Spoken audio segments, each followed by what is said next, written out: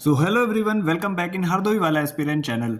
आशा करता हूँ आप सभी लोग अच्छे होंगे और अपने आने वाले एग्ज़ाम की तैयारियां बहुत अच्छे से कर रहे होंगे। काफ़ी दिन हो गए थे मैंने हिंदी का कोई टॉपिक अपलोड नहीं किया था, तो आज हम हिंदी का एक मोस्ट इंपॉर्टेंट टॉपिक आपके लिए लेके आ गए हैं, जो कि है विलोम शब्द।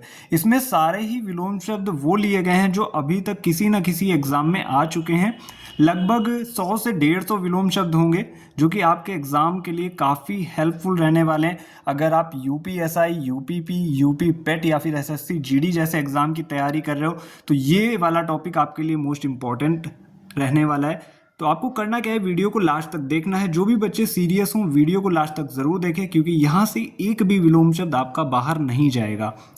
तो चलिए बिना किसी टाइम वेस्ट के शुरू कर लेते हैं अपना ये टॉपिक। सबसे पहले आपको पता होना चाहिए कि विलोम शब्द कहते किसे हैं। ये परिभाषा है फ्रेशर बच्चों के लिए जिन्होंने अभी पढ़ना स्टार्ट किया है।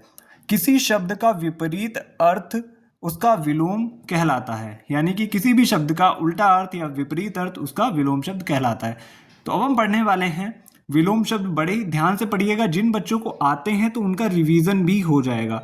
विदाउट एनी टाइम वेस्ट शुरू कर लेते हैं अपना टॉपिक। पहला शब्द है अगम।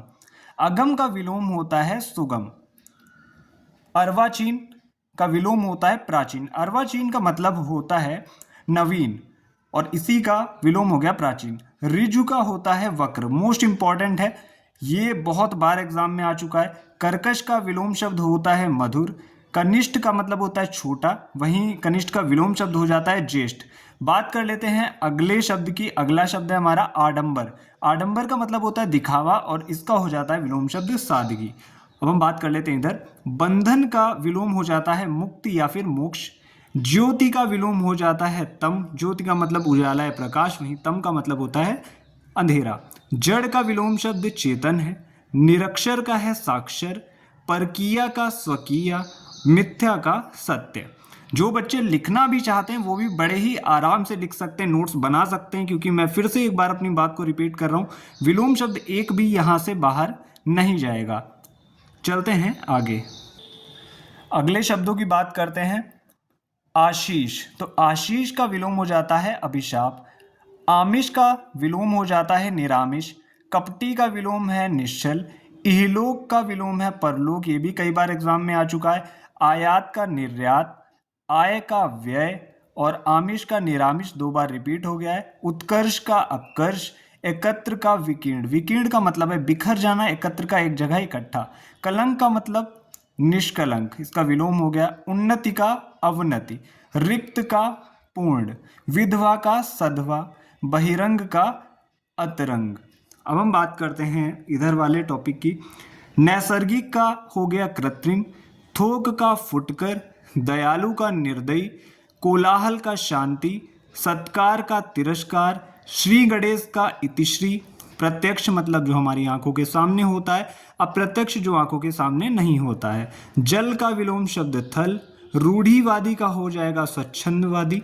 शीतल का हो जाएगा उष्ण। शीतल का मतलब ठंडा, वहीं उष्ण का मतलब हो जाता है गर्म।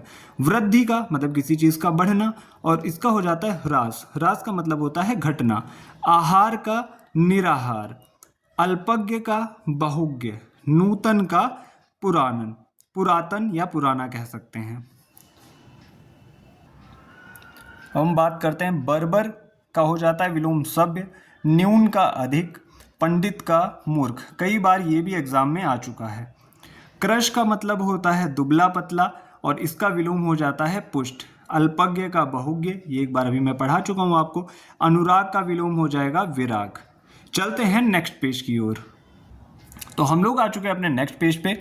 शाश्वत का मतलब होता है हमेशा रहने वाला। क्षणिक का मतलब होता है कम समय में समाप्त हो जाने वाला, तो शाश्वत का विलोम हो जाएगा क्षणिक। आकाश का विलोम है पाताल। आकाश का मतलब हो गया ऊपर आकाश यानी कि हमारा अंतरिक्ष, और नीचे पाताल यानी धरती के नीचे। शुष्क का मतलब होता है आर्द्र। शुष्क का मतलब क्या हो गया यहाँ पे, सूखा। आर्द्र का मतलब हो गया हल्की सी नमी। अथ का इत।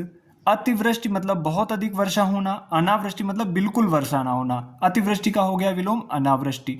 अनुरक्त का विरक्त। अर्जन का व्ययन। आविर्भाव का तिरोभाव। आवेशित का अनावेशित। कृष्ण का शुक्ल। मोस्ट इंपॉर्टेंट है, ये अक्सर एग्जाम में आने के चांस बहुत ज़्यादा रहते हैं। श्याम का श्वेत, स्पष्ट का अस्पष्ट, प्रस्थान का आगमन, कठोर का कोमल। अब हम बात कर लेते हैं इधर की। आदान का प्रदान, भौतिक का आध्यात्मिक, जागृति का सुषुप्ति, अनिवार्य का ऐच्छिक और विश्लेषण का संश्लेषण, निर्मल का मलिन, स्थूल का सूक्ष्म, जारज का औरस। कई बार एग्जाम में ये भी शब्द आ चुका है। तुक्ष का महान, विस्तृत का संक्षिप्त, कीर्ति का अपकीर्ति, अनुनासिक का निर्नुनासिक, उत्थान का पतन, मानवीय का अमानवीय, चेतन का अचेतन, और एक होता है चेतन का जड़ या जड़ का चेतन। छड़ी की बात करें तो छड़ी का हो जाएगा, यहाँ पे मैं नीचे आ गया हूँ थोड़ा सा, छड़ी का हो जाएगा शाश्वत। चलते हैं आगे। तो मैं आपको यहाँ पे पढ़ा रहा था, इहलोक का परलोक, उदय का अस्त, उत्तीर्ण का अनुत्तीर्ण, अगम का सुगम, गणतंत्र का राजतंत्र। कई बार बच्चे यहाँ पे कंफ्यूज हो जाते हैं, गणतंत्र का परतंत्र लगा देते हैं, तो गणतंत्र का राजतंत्र होता है, याद रखिएगा। कर्मण्य का अकर्मण्य, विवेकी का अविवेकी, महान का तुक्ष, जंगम का स्थावर। एग्जामिनर की बहुत ज़्यादा वाली पसंद है ये, जंगम शब्द बहुत बार एग्जाम में आ चुका है, जंगम का स्थावर। अधम का उत्तम, अधोगामी का ऊर्ध्वगामी, धवल का मलिन, अनुकूल का प्रतिकूल, दानव का मानव।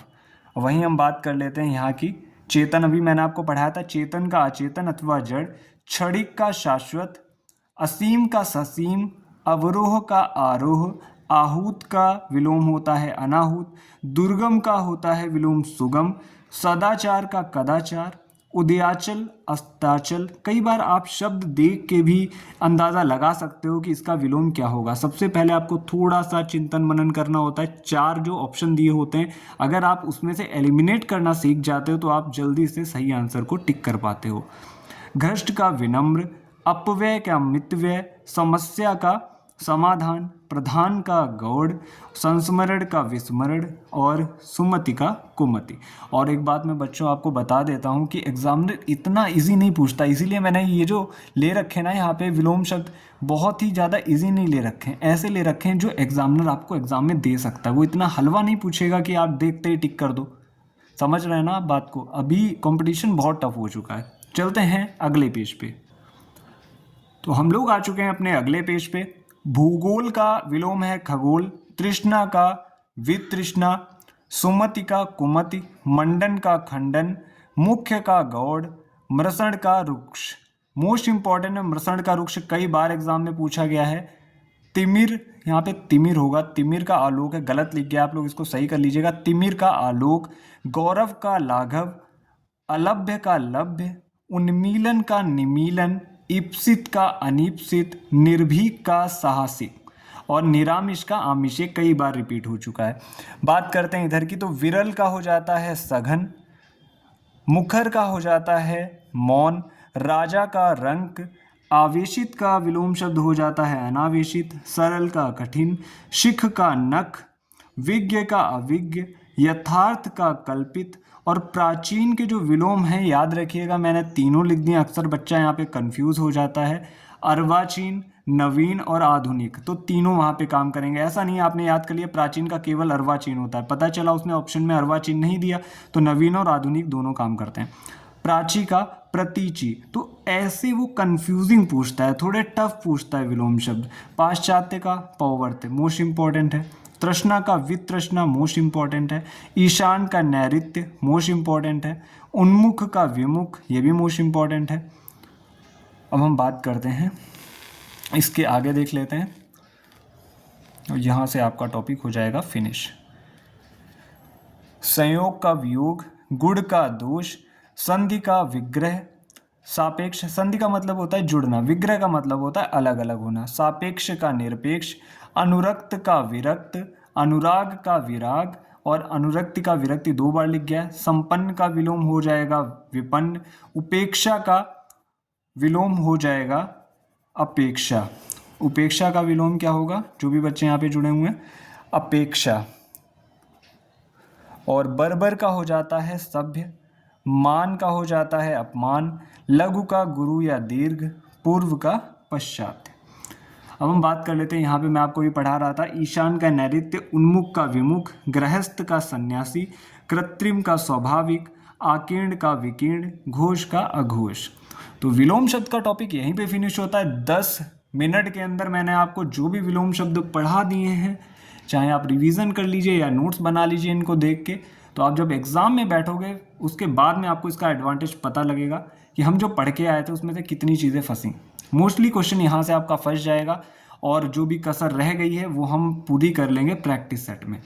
तो आज के लिए इतना ही, मिलते हैं next day next important Hindi के टॉपिक्स के साथ। तो ज़्यादा से ज़्यादा उन बच्चों के साथ शेयर कर दीजिएगा जिनके पास टाइम कम है, जो फ्रेशर हैं, क्योंकि टीचर्स आजकल क्या करते हैं, जो भी वीडियोस बनाते हैं वो इतने लेंदी बना देते हैं कि बच्चे का मन नहीं होता है पढ़ने का। तो मिलते हैं अपने नेक्स्ट टॉपिक के साथ। Thank you.